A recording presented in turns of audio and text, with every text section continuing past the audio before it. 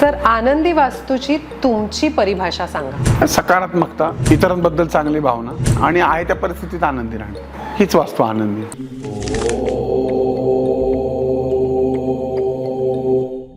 पितृ पंधरवडा हा 15 दिवसाचं सांगितलं कोणी तुम्हाला? पितृ पंधरवडा 4 महिन्याचा असतो, त्याला महालय म्हणतात. कोण म्हणतं की श्राद्ध शुभ कामात केलं जात नाही? लग्नात श्राद्ध केलं जातं, वास्तुशांतीत सुद्धा श्राद्ध केलं जातं, त्याला नांदी श्राद्ध असं म्हणतात. मी माझ्या आयुष्यात माझ्या सगळ्या प्रॉपर्ट्या पितृ पंधरवड्यातच घेतल्या. बिल्डर्स, आर्किटेक्ट्स किंवा इंटिरियर डिझायनर्सनी कधी पण आधी वास्तुशास्त्राचा अभ्यास केला किंवा सल्ला घेतला आणि मग बांधलं तर बरं नाही का? 100%. बिल्डिंगचं वास्तुशास्त्र वेगळं आहे, जमिनीवरचं वेगळं आहे. त्यामुळे आम्ही आता बिल्डिंग बांधताना सुद्धा वास्तुशास्त्राचा आधार घेऊन त्या बिल्डिंग बांधतो. बिल्डिंग आहे 40 मजल्याची, एका बाजूला 40 फ्लॅट आहेत. एखादा वास्तुतज्ञ तिथल्या 5व्या मजल्यावर जातो आणि म्हणतो की या वास्तूमुळे तुमचं वाईट होतंय. मग खालचा कसा सुखी आहे, वरचा सगळे एकसारखेच आहेत ना, अरे झाडू इथं ठेवला वाटोळ होणार, असं काही नसतं. काही गोष्टी तुमची प्रॉपर्टी, घरं ही तुमच्या नशिबात असावी लागतं, तीच तुम्हाला मिळते. की ज्योतिषशास्त्राचा तुम्ही आधार घ्या, पण तुम्ही त्याला बळी जाऊ नका. आजपर्यंतच्या 30-35 वर्षातल्या वास्तू प्रॅक्टिसमध्ये ह्या दोषांचं निराकरण माझ्याकडनं कधीच झालेलं नाही.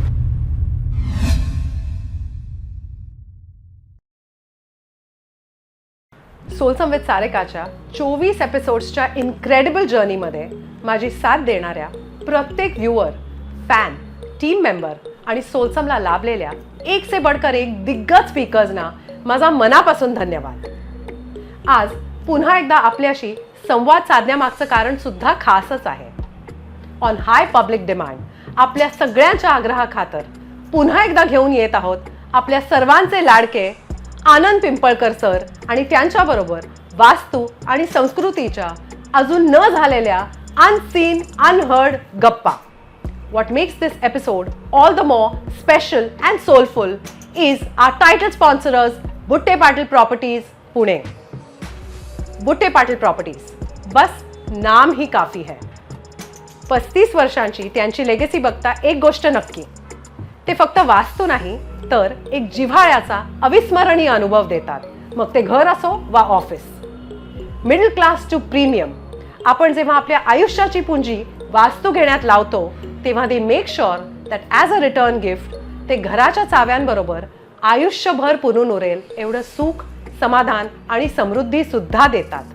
कारण ते तितक्याच प्रेमाने आणि प्रामाणिकपणे ती वास्तू बनवतात, ती सुद्धा अगदी वेळेत. So look no further. Butte Patil Properties is your answer. Butte Patil Properties presents to you Soulsome with Sarika featuring Anand Pimpalkar sir yet again.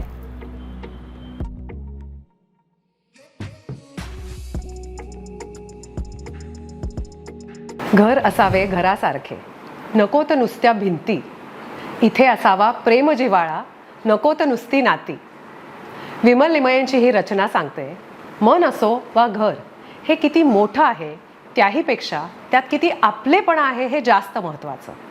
म्हणूनच आजचा पॉडकास्ट हा फक्त त्या घराबद्दल किंवा त्याच्या वास्तूबद्दलचा नसून आपल्या विचारांचा, संस्कृतीचा आणि परंपरेचाही तितकाच आहे.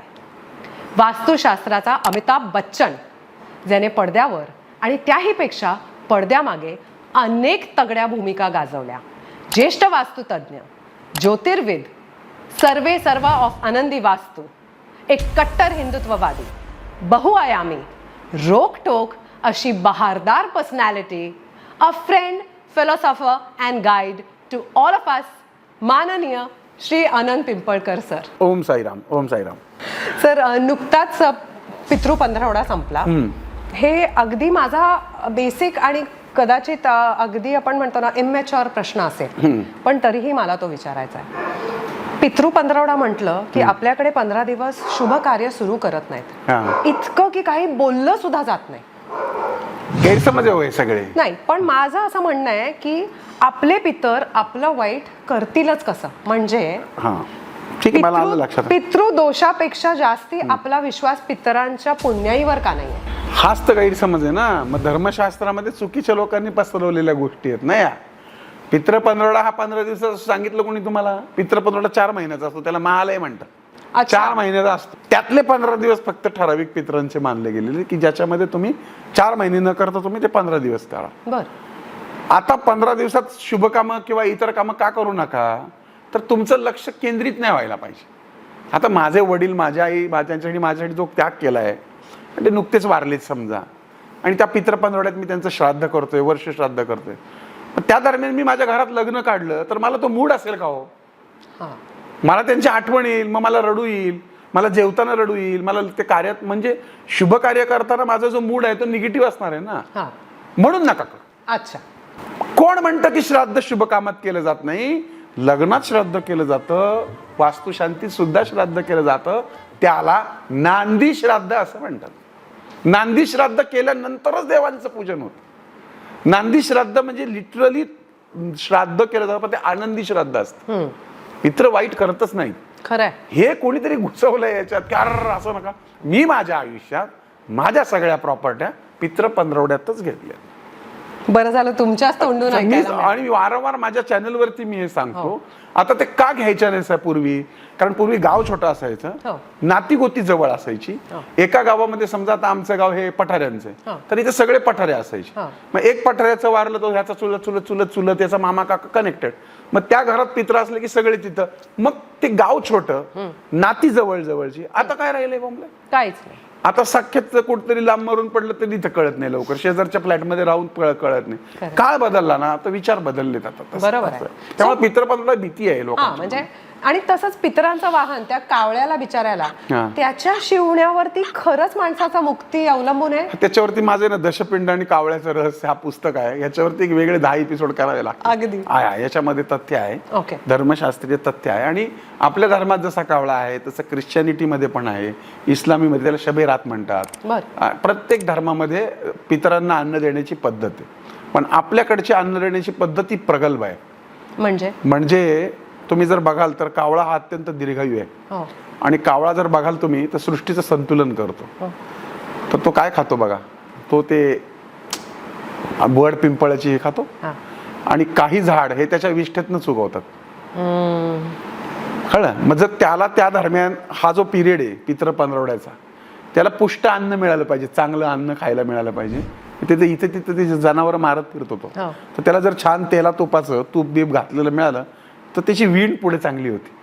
तो विडीचा काळ आहे, त्याच्या बाळ होण्याचा काळ आहे. आणि मग ती पुष्ट झाली की मग ते परत खातील, मग ती बी टाकतील आणि त्याच्यातनं परत झाडं उगवतील आणि ऑक्सिजनची मात्रा पृथ्वीवरती वाढेल. म्हणून आम्ही आमच्या कावळ्याची काळजी घेतो. कावळा एकाक्ष आहे, त्याला सृष्टीचं. कुत्र्याला वासाचं कळतं ना, मग कावळ्याला आत्म्याचं कळतं. म्हणून त्याच्या मागे ती लिंक. कावळा तुम्हाला, कुत्रा तुम्हाला पोलिसांचा कुत्रा पाहता तुम्ही, ते वास घेऊन ओळखता ना. मग जर त्याला ओळखतं तर कावळ्याला दिसतं. सेम आहे. ह्या सृष्टीत आहे ना काही प्रश्नांची उत्तरच नाहीये. खरंय. साधा आपल्या खिडकीवर कावळा सारखा काव काव करायला लागला तरी आपण एक क्षण घाबरतो. ते आहे, तुमच्या मनात भीती पेरलेली आहे ना. याला कारण मराठी हिंदी चित्रपट काहीतरी हॉरर चित्रपटामध्ये दाखवतात.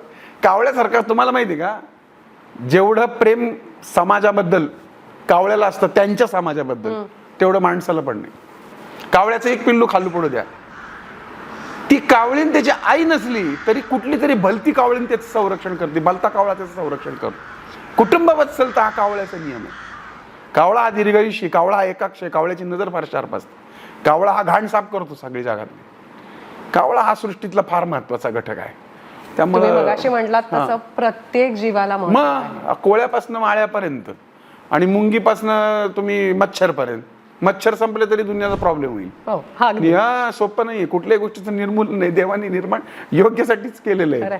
वाढलं की मारावं जरूर, परंतु पूर्ण नष्ट करू नये. मध्ये चिमण्या नष्ट केल्या होत्या चायनामध्ये, आताही चिमण्या नष्ट झाल्यात. मग प्रॉब्लेम होता ना. अजूनही पाऊस पडतोय. आता कुठला महिना आहे? हस्ताचा पाऊस पडल्यानंतर पाऊस नाही पडायला पाहिजे. दिवाळीतही पडतो, दसऱ्यातही पडतो, जानेवारीतही पडतो. हे सगळी सृष्टीची रासाची लक्षण आहेत. एवढे टॉवर उभे केलेत तुम्ही, त्याच्यात ते व्हायब्रेशन चालू केलीत, ते सगळे त्याची लक्षण. त्यामुळे माणूस चिडचिडा झालाय. रस्त्याने बघा, तुम्ही खिडकीत उभे राहा आणि बघा, तुम्हाला 2 माणसं तरी अशी दिसतात रस्त्याने. चांगले कपडे घातले, एकटेच बडबडतात. म्हणजे त्याच्या विचारात गाडी चालवताना तुम्ही किती लोकांची भांडा सांगा. अरे तू लक्ष नाही का, त्याच्याच विचारात नाही तर ती हो मोबाईल. खरंय खरंय, अगदी खरंय. हा, आणि मग ते हल्ली काय काय बघायचं, मग स्वप्न पडतात, मग आमचे डोकं खातात. मला असं स्वप्न पडलं, मला तसं स्वप्न. अरे तू कुठल्या तरी रील मध्ये बघितलं, ते तुझ्या स्वप्नात आलं. मग त्याच्यावर मग काय असतं, मग आमचे ते काय लोक, अरे तुमचं वाईट होणार, मग पूजा करा 10,000ची. ते हे सगळं असं चाललेलं आहे आता, गडबड सगळी. तर तुम्ही अगदी बॉर्न ऍक्टर आहात हा. खरोखर सांगते मी तुम्हाला. सर 68 पुस्तकं लिहिलीत तुम्ही. हो. त्यावरचं मृत्यूवरचं पुस्तक तुमचं सगळ्यात जवळचं, पण त्याचा प्रकाशन सोहळा अतिशय अतरंगी झाला. हो. सांगा का त्या ठिकाणी जाऊन त्याचा प्रकाशन सोहळा केला? मृत्यू पुस्तक लिहिण्यामागं हेतू असा होता की माझे वडील आणि आई गेल्यानंतर, म्हणजे पर्टिक्युलर वडील गेल्यानंतर कावळा हा विषय त्याच्यावरती काढला होता. म्हणजे वडिलांचा कावळा शिवला नव्हता. तर आई फार दुःखी झाली होती माझी. आईला म्हटलं, म्हणजे खरंच जिव्हाळ्याचा प्रश्न आहे, म्हणजे सिरियस आहे, की आई रात्रंदिवस रडायची की अरे माझं काय चुकलं, बरं आम्ही माफ्या माग, हे माग, आईला सांभाळू, सगळं झालं, पण ते काय कावळा शिवायला त्यांना. मग अभ्यास केल्यानंतर असं कळलं, त्याच घुसलो मी पूर्ण. तेव्हा असं कळलं की एकादशीला जे लोक मरतात ना, त्यातल्या बहुतांशी लोकांचा कावळा शिवत नाही, कारण त्यांची मुक्ती होती. मग हे आईला प्रमाण दाखवल्यावर तर ती रिलॅक्स झाली. खरं खोटं देवाला माहिती, पण ती रिलॅक्स झाली, तिचा आत्मा सुखावला. ते महत्वाचं. त्याच्यावरनं मी काय केलं, 10व्याचं जे घाट आहे आपल्याकडे, संगम घाट, रोज रामायण चालू केलं, जाऊन जायचं बसायचं, जायचं बसायचं. सकाळी 10-11 वाजेपर्यंत तिथे 10वे चालतात. अरे बापरे. 2-3 महिने भरपूर 10वे बघितले. तिथं पटलं काय माहितीये का, की कावळा शिवत नाहीये एक. आणि का शिवत नाही, हे झालं ते झालं. मग ते कोणीतरी एक मडकं आणलं तिथं पडलेलं, आणि त्याच्यात काहीतरी ओतलं आणि ते ठेवलं, तर कावळा शिवला. लगेच लोकांनी बघितलं, गेले. ज्यांनी टाकलं त्याला विचारलं काय, अहो म्हणे आयुष्यभर तो दारू पित होता, यांनी दारू ठेवली नाही तिथं, कसं शिवणार कावला. मग मला प्रश्न पडणार, बरोबर कावळ्याने दारू कशी काय टच केली.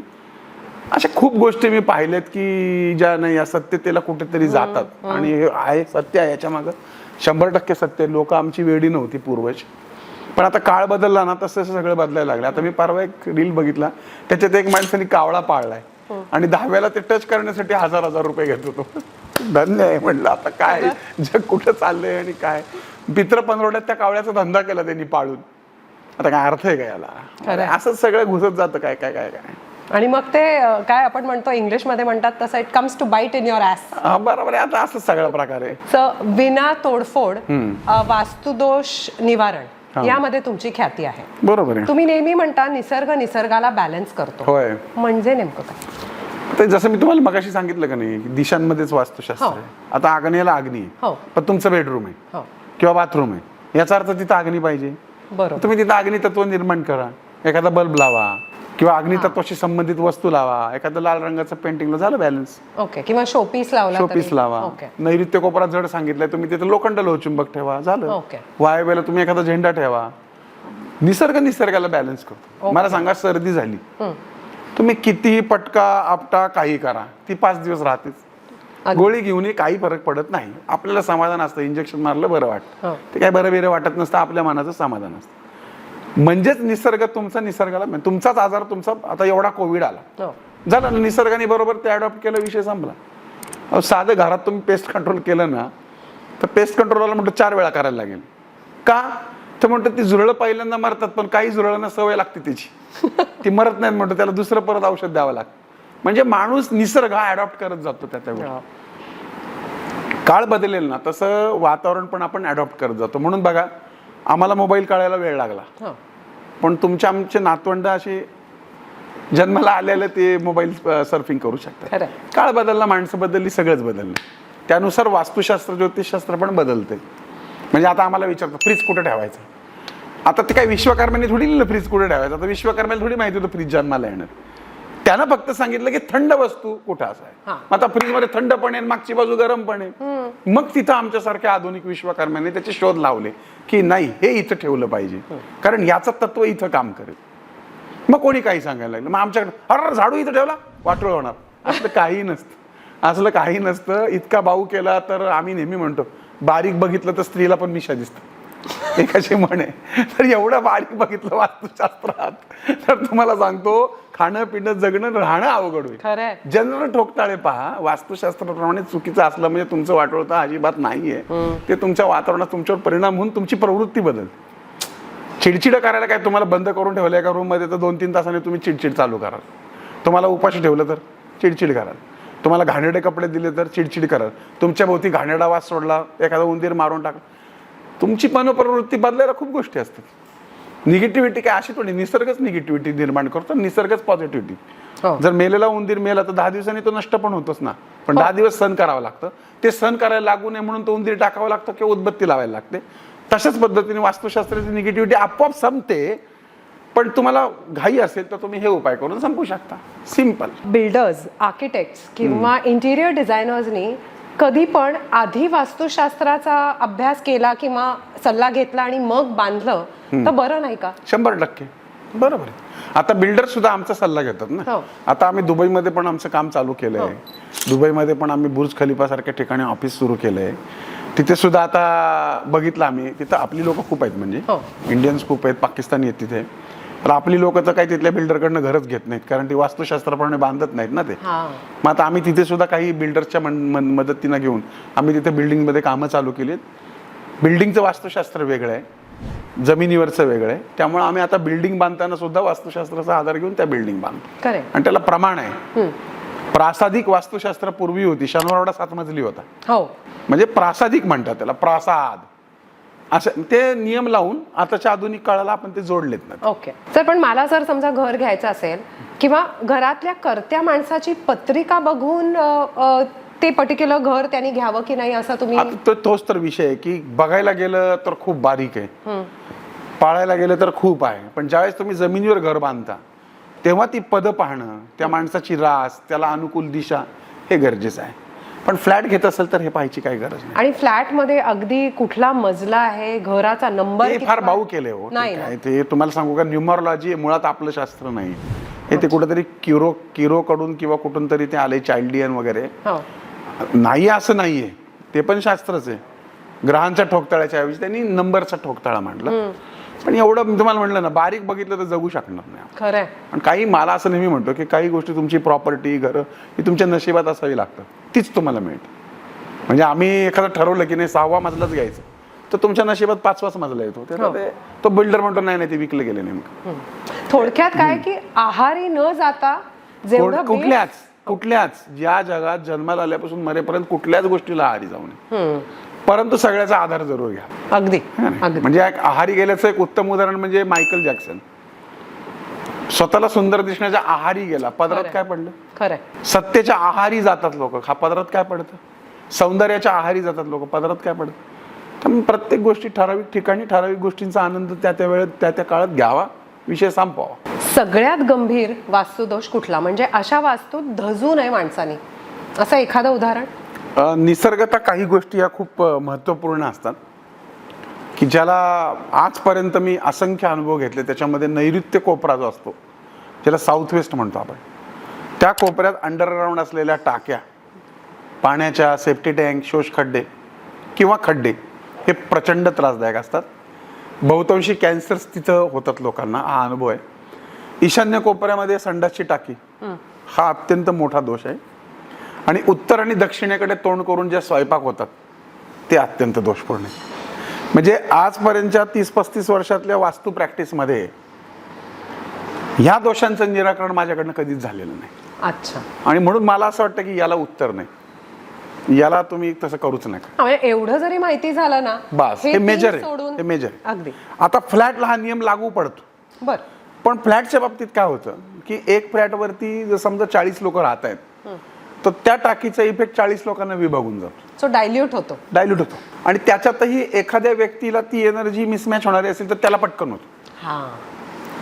मला नेहमी हसू काय येतं की एक बिल्डिंग आहे 40 मजल्याची, एका बाजूला 40 फ्लॅट आहेत. एखादा वास्तुतज्ञ तिथल्या 5व्या मजल्यावर जातो आणि म्हणतो की या वास्तूमुळे तुमचं वाईट होतंय. मग खालचा कसा सुखी आहे, वरचा? सगळे एकसारखेच आहेत ना, मग सगळ्यांना रिझल्ट एकसारखे नको काय यायला. पुन्हा तो विषय की हा कर्माचा, त्या राशीचा, त्या वास्तूचा, वातावरणातल्या ऊर्जेचा असा संपर्क.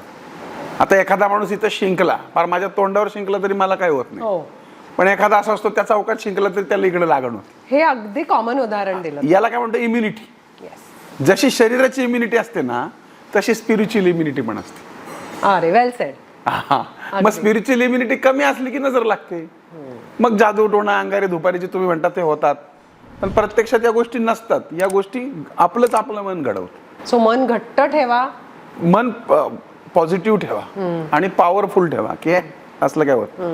खूप उदाहरण आहेत. हो. छत्रपती शिवाजी महाराजांचा इतिहास बघितला तुम्ही, वाचून काढा. केवळ माइंड पॉवर. मानत नव्हते का ज्योतिषाला? मानत होते. त्यांच्याकडे सुद्धा बऱ्याच गोष्टींना महत्व होतं. त्यांची पण पत्रिका आहे. देवीला मानत होते. जेव्हा राजाराम महाराज पालथे जन्माला आले तेव्हा त्यांनी भविष्य वर्तवलं की सुपुत्र पालथे जन्माला आले तर हा पालथं घालेल म्हणून. घाबरले नाही ते. आधार सगळ्याचा घ्यायचे ते, पण करायचे ते त्यांच्या पद्धती. ते म्हणले ठीक आहे, पालथा आला ना तर तो मोगलांना पालथा घालील. अरे ही सकारात्मकता त्यांच्याकडे होती.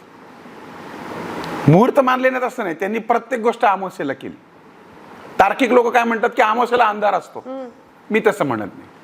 मी म्हणतो की ते कालीचे भक्त होते, तुळजापूरच्या आईचे भक्त होते, आणि तुळजापूरच्या आईची एनर्जी ही अमावस्या आणि पौर्णिमेला जागृत असते. दोन्ही गोष्टी. रायगडाची रचना बघा, वास्तुशास्त्राप्रमाणे 8 आकड्याला फार महत्व होतं. कृष्णाला पण 8 आकड्याला महत्व, अष्टमीचा जन्म. तशा पद्धतीने शिवाजी महाराजांच्या, छत्रपती शिवाजी महाराजांच्या जीवनात पण 8 आकड्याला फार महत्व होतं. 8 राण्या, 8 लेकरं, अष्टप्रधान, राज्याभिषेकाला 8 खांब. 10 मध्ये दिलेल्या किल्ल्यांची कॅल्क्युलेशन केली तर ती 8च येत होती. 8ला महत्व होतं त्यांचं. म्हणजे ते शास्त्र मानत होते. म्हणजे जर तुम्ही रायगडाची रचना बघितली, जो दगड आहे त्याच्यात लिहिलेलं आहे की कर्क राशी स्थित असताना याची, म्हणजे ज्योतिषाचा आधार घेऊन बांधल्याचं ते शिलालेखात लिहिलेलं आहे. तुम्ही इंटरनेटला बघू शकता. त्या शिलालेखामध्ये पंचांगाचा स्पष्ट उल्लेख केलेला आहे. म्हणजे ते मानत नव्हते असं नाही, पण बरोबरीने त्यांची विल पॉवर इतकी स्ट्रॉंग होती. नाही म्हणजे काय आहे की ज्योतिषशास्त्रात तुम्ही आधार घ्या, पण तुम्ही त्याला बळी जाऊ नका. तुम्ही सकारात्मक करा. मी तुम्हाला म्हटलं ना की गुगल आहे तुमचं भविष्य आहे. तुम्हाला जर रात्री 10ची जर फ्लाईट आहे, तुम्ही गुगलला बघताय, घाबरून जाऊ नका. तुम्ही लगेच निर्णय घ्या ना, असं जाऊ, तिकडून जाऊ, इकडून जाऊ, हे करू, तेव्हा करू. काहीतरी सेम आहे. ज्योतिषशास्त्र तुम्ही कसं घेता त्याच्यावर अवलंबून. सर, दारूचं दुकान एक उदाहरण म्हणून घेतेय मी. त्याचा वास्तू दोष असू दे, त्याची दिशा चुकीची असू दे, ते तुफान चालतं. मग फक्त चांगल्या कामांची सुरुवात करतानाच विचार करायला. हो, साधी गोष्ट आहे ना. मला जर लग्न करायचंय तर मला चांगल्या घरातली मुलगी बघायची, लोकांसमोर तर आणायची, संस्कार करायचे, तर मग तिला गणात घ्यायचे. पण मला कुठं जर शेण खायला जायचं असेल तर त्याला काय कोणाची परवानगीची गरज नाही. तुम्ही करू शकता कुठेही काही. तसंच आहे चांगल्या गोष्टींना शास्त्र. आणि बघा, वास्तुशास्त्रामध्ये सुद्धा 2 आहेत. आसुरी शास्त्र पण आहे आणि दैविक पण आहे. रावणाची संहिता पण आहे आणि विश्वकर्म्यांची पण आहे. हे आसुरी वास्तुशास्त्रात जातं. आसुरी वास्तुशास्त्राला जेवढं निगेटिव्ह तेवढं अट्रॅक्टिव्ह. अच्छा. त्यामुळे त्याला शास्त्र बघायची गरज नाही. त्याचा पायाच निगेटिव्हिटीवर. म्हणजे मी जर तमाशा ठेवला, बाया नाचणाऱ्या आल्या तर तिथं 10 लाख लोक जमा, हजारो लोक जमा होती. पण कीर्तन ठेवलं तर 10 लोक पण येणार नाहीत त्या ठिकाणी. कारण निगेटिव्हिटी पसरवायला सैतान मदत करतो, निगेटिव्ह शास्त्र मदत करतं. जसं पॉझिटिव्ह शास्त्र आहे तसं निगेटिव्ह पण आहे. मी म्हणत नाही, बायबल सुद्धा म्हणतं, कुराण सुद्धा म्हणतं. कुराणात सुद्धा तुम्ही मक्का मदिनामध्ये सैतानाला दगड मारला जातो. बायबलमध्ये सुद्धा सांगितलेलं आहे. येशू ख्रिस्तांना, भगवान येशू ख्रिस्तांना उभं केलं आणि तुला हे राज्य देतो, सैतान म्हटला तू माझ्या बाजूनी हो. म्हणजे असं नाही आहे की नाही आहे. त्यांचं पण शास्त्र आहे, सैतानांचं पण शास्त्र आहे, देवाचं पण शास्त्र आहे. त्यामुळे त्यांच्या शास्त्राने त्यांचं बरोबर चाललेलं आहे. आणि जसा कली वाढतो तसं त्यांचं वाढणारच आहे ना. कोण म्हणतं शास्त्र नाही? दारू पिणारा माणूस जर कधी बघितला तुम्ही तर तो पहिला ग्लास घेतो ना असं करतो. का असा करतो? चहा विकणारा चहा होतो दरवाजात, वडापाव विकणारा वडापाव ठेवतो, डोसा करणारा डोसा ठेवतो. का ठेवतो? त्या एनर्जीसनं तो बोलवतो ना. चौकातल्या वडापावची गाडी जोरात का चालते? तू म्हणाल वासानी चालते. पण एक वडापाव खाणारा माणूस 4 खातो, नंतर त्याला कळतो ऑर्डर फार खाल्ले, तर तो खात नसतो. ते आत्मे त्याच्या भोवती जमा होतात, तो त्याचा आनंद घेतात. सेम दारूचं, आधी एवढी पितो, मग एवढी पितो, मग एवढी पितो, मग 4 बाटल्या पितो तरी चढत नाही. तुम्ही म्हणता नाही त्याला सवय झाली. अहो, तो पितच नाही, त्याच्या भोवती येणारे आत्मे ते पिऊन जातात. हे निगेटिव्ह सायन्स आहे ना त्याच्या मागं पण. आणि म्हणून निगेटिव्ह सायन्सला सायन्सची गरजच नाही ना. वास्तुशास्त्राची, धर्माची गरज काय? जसं मी तुम्हाला म्हटलं, लग्नाला धर्माची गरज आहे, बाईकडे जायला कशाला ज्याची गरज आहे. सेम. सर, प्रचंड उत्सुकता आहे म्हणून एक प्रश्न विचारते. तो वास्तुशास्त्रात येतो की नाही हे सुद्धा मला माहिती आहे. पण नेपाळमध्ये एवढा मोठा भूकंप झाला, तरी पशुपतीनाथाचं हो. मंदिर. आपल्याकडे उत्तराखंडमध्ये एवढा प्रलय झाला होय. तरी केदारनाथचं शिवलिंग टससे मस नाही गेला. बरोबर. हे चमत्कार आहे का वास्तू? नाही, वास्तुशास्त्र आहे याच्यामध्ये, चमत्कार वगैरे काही नाही. त्या काळची जी बांधणी होती आणि तिथल्या भौगोलिक स्थितीचा अभ्यास करून फार हुशार लोक होती. हो. आज हेमाडपंथी मंदिरं टसका मस होत नाहीत, पण तुमच्या आताच्या बिल्डिंगी ढासळतात 10 वर्ष. हेमाडपंथी मंदिर 4-4 हजार वर्ष जिल्हा. तुम्ही रायगड किंवा अन्य किल्ले जे बघतात ते छत्रपती शिवाजी महाराजांच्या आधीपासून पण काही किल्ले आहेत की जे नंतर ताब्यात, म्हणजे पर शिलाहार, जुन्नरमध्ये शिलाहार, आपल्या पुण्यामध्ये सुद्धा शिलाहार, म्हणजे ह्याला 3-3, 4-4 हजार वर्षापूर्वी केलेली बांधकामं अजून जशीच्या तशी आहेत. कुठली अक्कल आहे? साऊथची मंदिर बघा तुम्ही, हो. खांब आहेत, खालून तुमचं कापड जातं, कशावर उभी येत ती? त्याच्यात अशा चोची तयार करून त्याच्यात अशा गोट्या ठेवल्यात की ज्या आत गेल्या कशा. हो ना. म्हणजे तुम्ही जर मंदिरशास्त्र, मंदिराचं पण वास्तुशास्त्र असतं, घराचं जसं असतं तसं मंदिराचं पण असतं. मंदिरशास्त्र माझं पुस्तक येणार आहे, ते पण फार भयंकर आहे, फार म्हणजे त्याच्यामध्ये एवढा सखोलता आहे की आयुष्य पुरणार नाही. आणि खूप जाळून टाकलं आपलं. हो ना. आपलं जाळून टाकलं खूप. त्यामुळे आता आपल्या हातात जे तुटकं फुटकं आहे तेच अवघड आहे आणि तेच सोपं करून मांडण्याचा मी प्रयत्न करतो. अगदी. पण लोक घेत नाहीत ना. माझं तेच सगळ्यांना ह्यातनं आव्हान आहे की तुम्ही पुस्तकं घ्या. आता ते मोबाईल आल्यामुळे पुस्तक जाऊ द्या, चला पुस्तकं नका घेऊन, कमीत कमी आमचे व्हिडिओ चॅनल्स तरी सबस्क्राईब करा, लाईक करा, शेअर करा. ती प्रवृत्ती पण नाही. म्हणजे लोकांचा अरे याला पैसे मिळतात, कोण म्हणतं पैसे मिळतात? तुम्ही पण युट्यूब चॅनल चालवतात, काही नाही, ही सगळी आहे ना खुमखुमी आहे. माझ्या भाषेत ही मस्ती आहे. तुम्हाला तुम्ही हा एवढा गावगाडा गोळा केलाय आता, काय त्यातनं मिळणार आहे मला माहिती. मी आता 20 वर्ष युट्यूब चॅनल चालवतो. खरंय. पण लोकांना काय वाटतं हे मोठे होतील म्हणून सबस्क्राईब नाही का, हे मोठे होतील म्हणून. ही घाणेरडी प्रवृत्ती आहे बघा. खूप कमी लोकांना आपला जेन्युइन हेतू कळतो. हा, ते आता बघा, व्यक्ती तितक्या प्रकृती, पण सैतानिक लोक जास्ती आहेत. त्यामुळं तुम्हाला गंमत सांगतो, माझे आता 10 लाख लोक सबस्क्रायबर झाले आणि मी जस्ट टाकून दिली जाहिरात, धन्यवाद 10 लाख सबस्क्रायबर झाले. तासाने बघतो तर 2000 कमी झाले होते. 2000 कमी झाले. मी माझ्या मुलाला विचारलं, माणसानं अहो म्हणे ते अनसबस्क्राईब केले लोकांनी. म्हणजे काय प्रवृत्ती की नाही, ह्याला 10 लाख कसे झाले? 2000 लोक मागे सरकले हो. माझ्याकडे पुरावे त्याचे स्क्रीनशॉट काढलेले. मग किती गंमत आहे. अतिशय विनाशकारी प्रवृत्ती. आता काय, आता म्हणजे आम्ही एवढं बोंबा मारून सुधारायचा प्रयत्न करतो तरी सुधरतच नाही. मी 1000 वेळा सांगतो, हा विषय माझ्यासाठी नका, माझा आवाज म्यूट करा पाहिजे तर, आपलं मला दाखवू नका, माझा आवाज टाका, पण आणा लोकांसमोर हे विषय. असं पण फालतू गोष्टी लगेच व्हायरल होतात, चांगल्या गोष्टी करत नाहीत लोक व्हायरल. दुर्दैव आहे. पण आता काय करत राहायचं बघा. तुम्ही करता, आम्ही करताय, इंटेन्शननी करताय ना, ते 100% पोचणार. हा, पण ते पोचतं, पण ते फार उशीर लागतो ना त्याला. खरंय. पण हा, म्हणजे एखादा डान्सर डान्स करून गेला तर तो पटकन पोचतो 10,000 लोकांपर्यंत.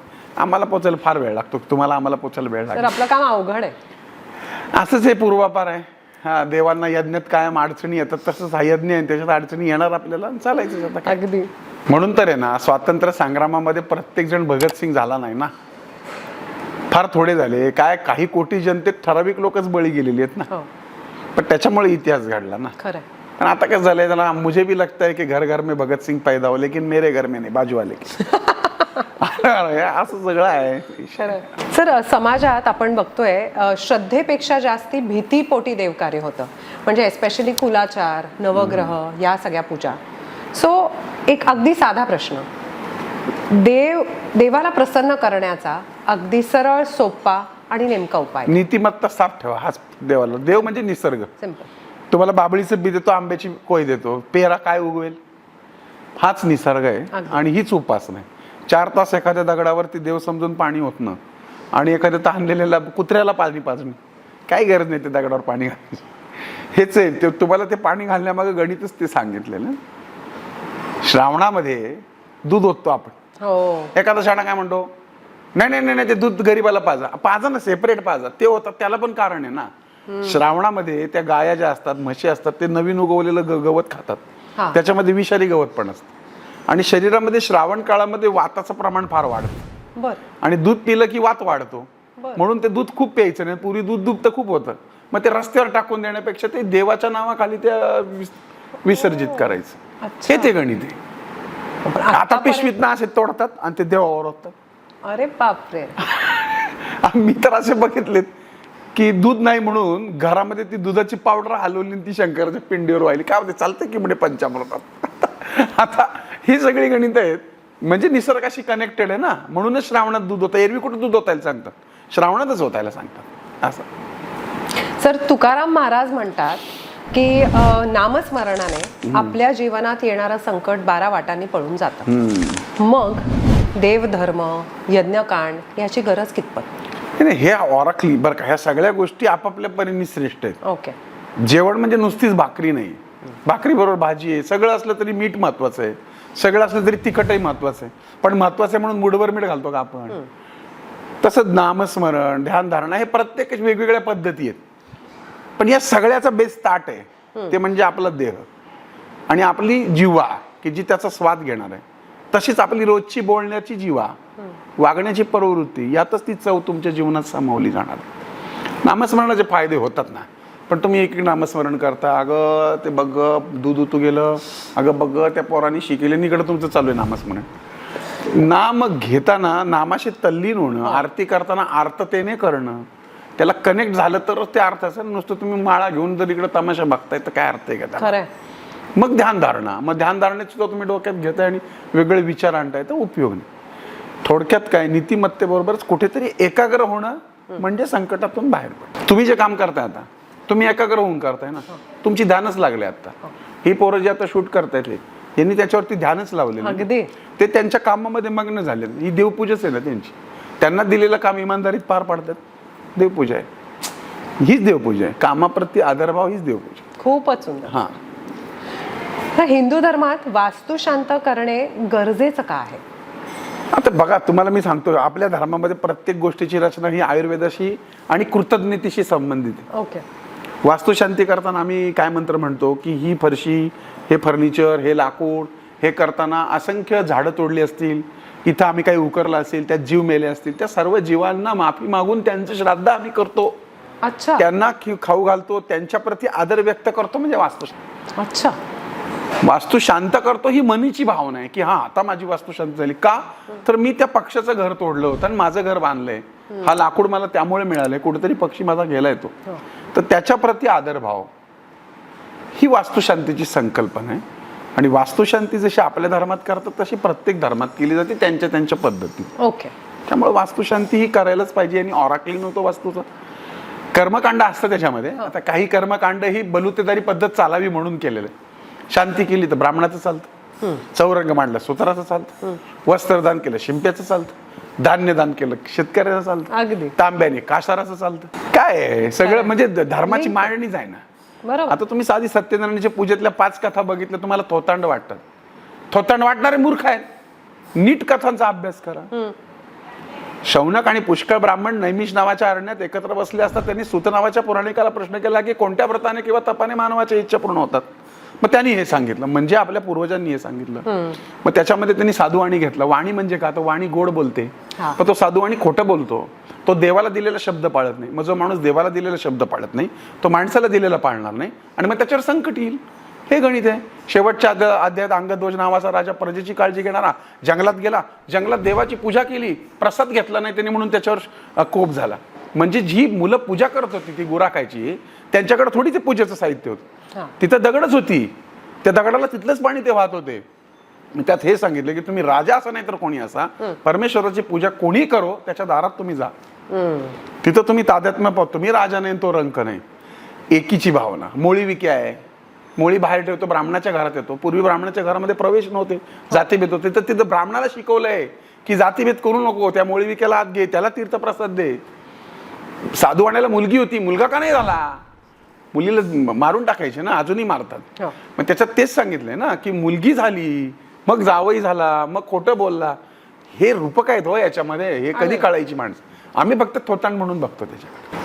सर, एकदा वास्तू शांत केल्यानंतर ती पुन्हा रिपीट करायला लागते का? हा, ती दरवर्षी करावी असा नियम आहे खरं तर. पण आता त्या पूर्वीच्या काळाला सगळ्या लोकांचं चालावं म्हणून होतं, पण आता काही गरज नाही. 5 वर्ष 10 वर्षातनं जशी आपल्याला मलिनता येते तशी वास्तूमध्ये मलिनता येते. मग तुम्ही कलर करावेच, फर्निचर बदलावं. साधारण एक 20 वर्षापूर्वी माझ्या वेळेस असं होतं की टेबल खुर्ची बनवायची ना, अशी बनवायची 25 वर्ष टिकली पाहिजे. आता काळ बदलला बघा. आता काय करतात, 5 वर्षांनी चेंज पाहिजे. मग ते चायनीज मटेरियल येतं, छान दिसतं, गेले. आता ते काळ बदलला, विचार बदलले. त्यामुळे आता तसं तुम्ही करू शकता, नाही केली तरी चालते, पण घराचं रंगरंगोटी सगळं बदलावी. 10 वर्षांनी काही ना काहीतरी जरूर करावं. म्हणून तर आमच्याकडे दसरा दिवाळी आले की पुढे रंग काम काढायचे, भांडीजणी करायची, प्रसन्नता येते. बस ती वास्तू शांतीच एक प्रकार. बरं सर, समजा मी ओनर नसेन, मी एखाद्या रेंटेड प्रिमायसेस मध्ये राहत असेल आणि मला माहिती नाहीये की ओनरनी वास्तू शांत केली आहे किंवा नाही, तर ती पुन्हा मी करायला हवी?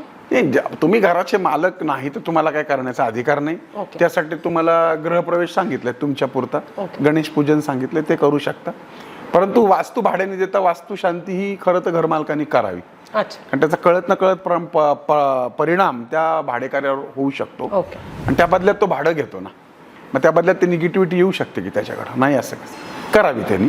आणि जरी त्यांनी केली नसली तर यांनी कोलोपचार पाळावा आणि गृहप्रवेश करावा. कारण तो अधिकार त्याला नाही ना, ते त्याचं नाहीये. बरोबर आहे. वास्तू पुरुष हा माझा पिता म्हणून त्याला स्थापन केलेलं आहे, माझं स्वरूप म्हणून. पण मूळ मालक त्याचे पिता वेगळे आहेत आणि हा भाडेकरी याचे पिता वेगळे आहेत. मग ते मॅच कसं होईल? असं घराबाहेर निघताना तुम्ही नेहमी म्हणता की पुरुषांनी गंध लावावा आणि स्त्रियांनी कुंकू लावावा. बरोबर आहे. असं का? सगळ्यात पहिलं म्हणजे आपली ओळख आहे धर्माची. गंध लावणं हे आज्ञाचक्र आहे. चंदन थंड असतं, तुम्ही इथे कपाळाला लावलं की थंड पडतं डोकं, त्यामुळे डोकं थंड होतं. डोकं थंड झालं की दिवस थंड जातो चांगला. स्त्रिया सुद्धा हे आज्ञाचक्र. हळदी कुंकू. हळदी काय? टर्मरिक. तुम्ही म्हणता काय हळदी? हे काय अँटीसेप्टिक आहे, पण त्याचं पेटंट त्या लोकांनी घेतलं आणि आम्ही बसलो कपाळाला लावत. आलं आपल्याकडे. म्हणजे तात्पर्य काय की हळद का लावली जाते तिला सारखी, कुंकू का लावलं जातं? त्याच्या मागे पण सायन्स आहे ना. आता कुंकू कशाचं? हल्ली केमिकलचं बनतं, पण कुंकू हळदीचंच बनतं. आणि ते सत्य कपाळाला लागून ते शरीरात शिरतं ना. बाम लावल्यावर ते डोकं का थांबतं? म्हणजे बाम मधनं आत काहीतरी घुसतं ना. मग मी हळद लावलं तर आत काहीतरी घुसेलच ना. तसं चंदन लावल्यावरही घुसेल, म्हणून लावायचं कपाळाला. आणि प्रत्येक हिंदूंनी लावायलाच पाहिजे. लाज वाटण्यासारखं काय?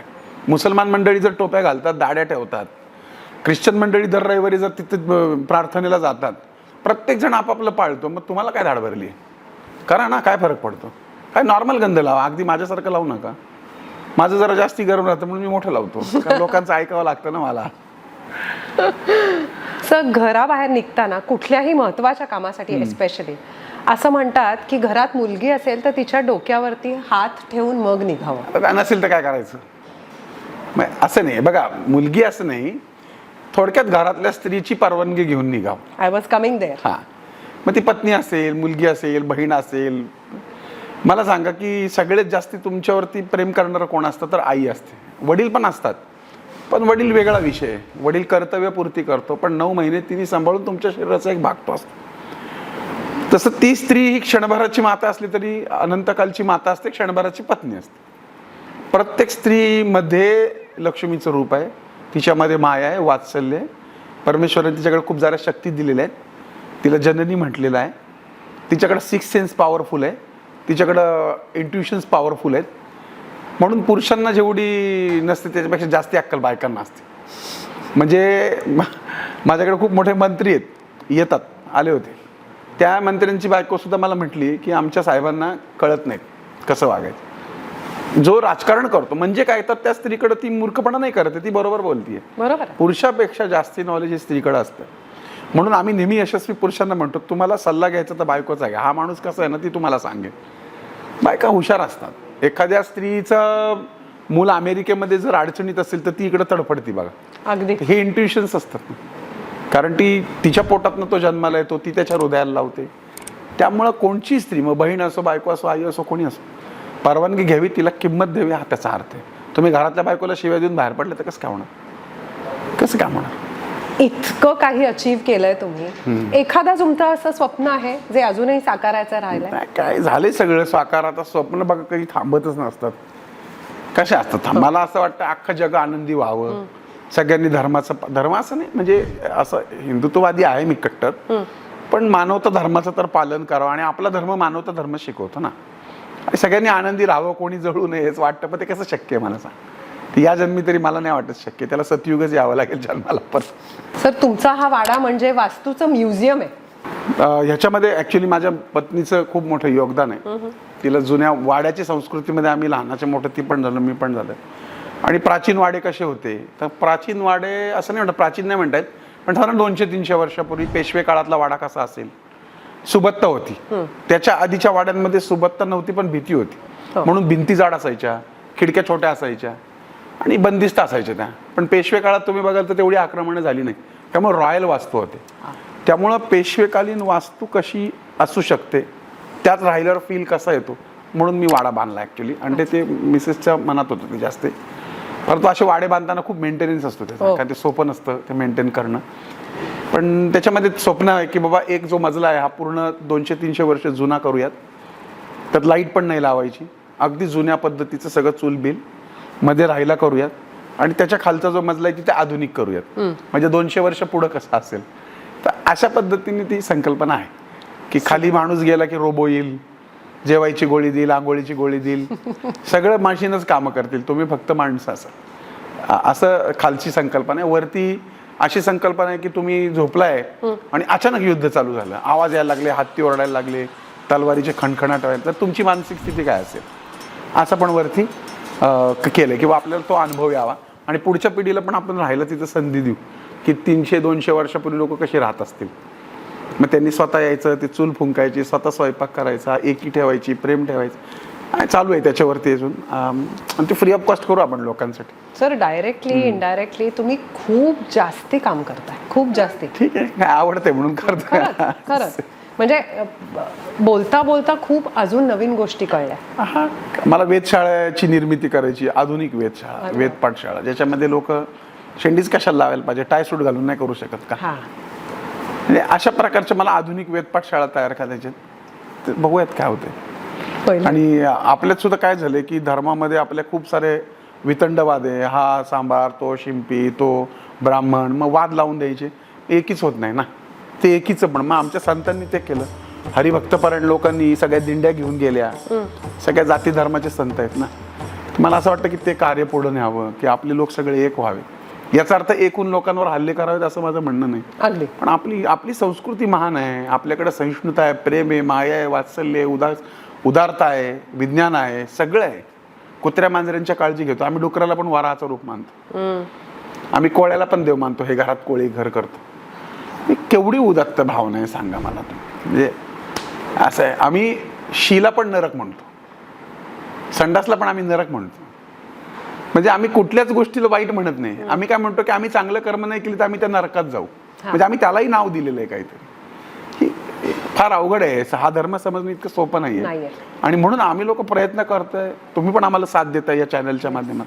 ते लोकांनी पण तुम्हाला आम्हाला सगळ्यांना साथ दिली पाहिजे. याच्यात आमची प्रसिद्धी नाही होते, याच्यातनं धर्माचीच प्रसिद्धी होती. त्यालाही तुम्ही स्वार्थ समजत असाल तर मग त्याला आम्ही काय करू शकत. शेवटी ज्याचा त्याचा दृष्टिकोन आहे. ईशा आणि प्रणव तुमची मुलं याच मार्गावर अभ्यास करतायत. म्हणजे प्रणव हा वैमानिक आहे, पायलट आहे तो, आणि ईशा सून आहे माझी, आणि सई माझी कन्या आहे. ओके. सई आता 11वी मध्ये आहे, ती पुढे जाऊन मॅनेजमेंट सारखं काहीतरी करणार आहे. मला तर काही कळत नाही हल्ली. पूर्वी आमच्या वेळेस काय ठराविक होतं, BA करा, BCom करा, MBA करा. त्यांचं 11वीलाच काहीतरी डिप्लोमा असं काहीतरी चाललेलं आहे. मी काही फार लक्ष देत नाही, कारण घरातली पत्नी माझं ते सगळं बघते, आणि चांगले मुलं शिकतायत वगैरे, काही प्रॉब्लेम नाही. आता तो मुलगा पण आता पायलट आहे, अमेरिकेत होता, आता आलाय, भारतात जॉईन करेल लवकरच. नाईस. पण मला असं वाटतं की हे काय करण्यापेक्षा हे धर्मकार्य पुढे न्यावं. अगदी. तर दोघांची तयारी आहे, करतील ते काय आपापलं शिक्षण घेऊन. बिलकुल. आणि माझी सून पण आता आयुर्वेदिक डॉक्टर आहे, त्यामुळं माझी आजी जी होती ती सुईण होती, दाईण होती. म्हणजे काय त्या काळात, म्हणजे वडिलांची आई, आणि तिने पुण्यातल्या असंख्य लोकांची बाळंतपणं केली होती. तर ती माझी ही आयुर्वेदिक सून माझ्या वाट्याला आली बघा. अरे वा. तर मी त्या आजीच्या नावाने हॉस्पिटल काढणार एक, धर्मार्थ. सर आनंदी वास्तूची तुमची परिभाषा सांगा. म्हणजे मी का विचारलं, कोट्यावधीशांचा महाल असतो, पण ती ना वास्तू आनंदी असते ना तिथली माणसं. बरोबर आहे. सो तुमची परिभाषा काय? सकारात्मकता, इतरांबद्दल चांगली भावना, हीच वास्तू आनंदी. आणि आहे त्या परिस्थितीत आनंदी राहणं, आनंदी. आता काय होतं तुम्हाला सांगू का, की माणसं आहे ना जे नाही त्याचं दुःख करत बसतात. अशी असंख्य दुःख बघितली ना मग कळतं की चला आपण फार सुखी. खरंय. ज्याला वाटतं ना आपली फार लागली वाट, त्याने काय करावं, 2 दिवस डोळे बंद करावे आणि दिवसभर हिंडावं, 2 दिवस हिंडावं. त्याला कळेल यार डोळे मी अब्जदिशी. खरंय. मग त्याला सांगतो तुझ्या दोन्ही डोळ्यांसाठी तुला 1-1 कोटी रुपये देतो, बघू देतो. ठीक आहे ना. किडनी ज्याची फेल आहे त्याला ते डायलिसिस करायला लागतं, त्याला विचारा 4 तास झोपावं लागतं. इथं फुकटमध्ये तुमचं काम होतं, किंमत नाही हो. आणि मग ते नाही म्हणून दुःखी, अरे जे आहे हो त्याचं काय. आणि ते फुकट मिळाले ना म्हणून तर त्याची किंमत ठेवावी, परमेश्वराची पण आणि त्याची पण. डोळा बिघडला तर चष्मा लावा लागतो हो. तुम्ही दाताचे डॉक्टर दात एवढे फुकटचे दिले, तुटले तर तुम्ही केवढे पैसे घेतात डॉक्टर लोक. पण फुकट दाताची काळजी घेतो का आम्ही. मग ज्यांनी दिले ना, हा काय डॉक्टरीन बाईंनी छान दात बसवला, आपण ज्यांनी नॅचरल दिलं त्याचं कुठं कौतुक. खरंय. तसं डॉक्टरांनीचं कौतुक तसं त्याचं पण कौतुक करायला पाहिजे ना. असं कसं. मग आहे त्यात आनंदी राहा, बस बाकी काय नाही. हीच वास्तू आनंदी, ही पण वास्तूच आहे ना. अगदी. सर, सोलसमला काय आशीर्वाद द्याल? हे नावातच सोल आहे ना तुमच्या. वा. हे नावातच जर आत्मा आहे आणि त्याच्या पुढे तुम्ही सम लावलेले ना, असं समवन आहे. असं सगळ्यांच्या प्रत्येकाच्या एक एक एक एक 1 1 1 1 1 नाही का म्हणतो आपण, प्रत्येकाच्या प्रती त्या सोल प्रती शुद्धत्व निर्माण व्हावं, तुमच्या हातून मोठं कार्य व्हावं, धर्मकार्याबरोबरच समाजामध्ये चांगल्या गोष्टींचा प्रचार प्रसार व्हावा. केवळ चॅनल चालावा म्हणून कुठल्याही उघड्या नागड्या गोष्टींचा पुरस्कार तुम्ही करू नये. आणि नाही फार प्रसिद्धी मिळाली, नाही फार पैसा मिळाला तरी जो समाधान तुम्हाला मिळतं ते अखंड मिळत राहावं, एवढी साईचरणी प्रार्थना. Thank you so much. साई. आपण मेहनतीने घेतलेल्या प्रत्येक वास्तूला आनंदी करणाऱ्या आपल्या मॉडर्न विश्वकर्मा श्री आनंद पिंपळकरजींना सोलसमचा सलाम. With that, we conclude on Soulsome today. Do like, share, subscribe and comment on Soulsome with Sarika, where we bring to you yet another person behind the persona. Till then, take care guys. Remember, life is short. Live it fully, love unconditionally and laugh out wholeheartedly. Thank you and God be with all of us.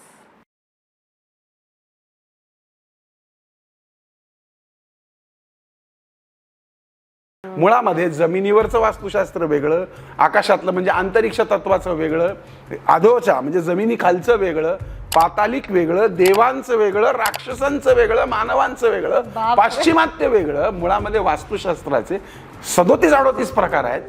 त्यामुळे फ्लॅटवाल्यांनी उगाचच वास्तुशास्त्राच्या नादी लागून स्वतःच्या फ्लॅटचं विदूस करून घेऊ नये, एवढं मात्र नक्की. पण मुळामध्ये आम्हाला कृष्ण समजला नाही, आम्हाला गणपती समजला नाही. कृष्ण म्हणजे हृदय आणि 16,118 म्हणजे नाड्या, आणि त्याच्यातून एक रक्ताची धारा धारा धारा धारा राधा वाहते. तो कृष्ण तुमच्यात पण आहे, तो कृष्ण माझ्यात पण आहे. आपल्या पॉझिटिव्ह विचारांना आणि प्रचंड इच्छाशक्तीने आपण वास्तुदोषाला मात देऊ शकतो का?